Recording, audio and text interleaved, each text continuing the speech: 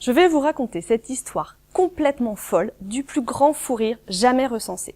En 1962, l'actuelle Tanzanie s'appelle encore Tanganyika. Au mois de janvier, dans un pensionnat de jeunes filles de 12 à 18 ans, débute une épidémie de rire. 3 jeunes filles sont prises de crises de rire, alternées parfois avec des crises de pleurs. 2 mois plus tard, c'est 95 des 159 élèves qui sont touchés. Ces troubles peuvent durer de plusieurs minutes à plusieurs heures, selon les médecins. L'établissement est fermé, mais l'épidémie s'étend. Les jeunes filles contaminent leurs proches, particulièrement les enfants. Plusieurs autres écoles doivent fermer à leur tour. L'épidémie inquiète et est prise au sérieux. Des tests médicaux sont effectués pour essayer de déterminer d'où vient cette crise de rire. Le résultat, ce n'est pas infectieux, ni même lié à une intoxication alimentaire. Alors pourquoi cette épidémie de rire? De nombreux chercheurs se sont penchés sur la question.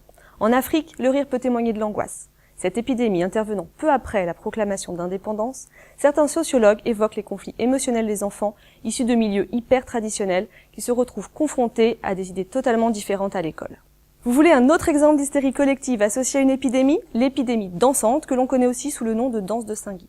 En 1518 à Strasbourg, c'est une femme qui s'est mise à danser seule dans la rue, sans s'arrêter.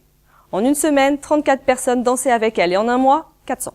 Certains danseurs en sont morts d'épuisement, de crise cardiaque ou d'AVC. S'il n'y a pas d'explication sur l'origine de cette épidémie, les médecins de l'époque ont conclu à une maladie naturelle qu'ils pensaient soigner en permettant aux malades de danser jusqu'à l'épuisement.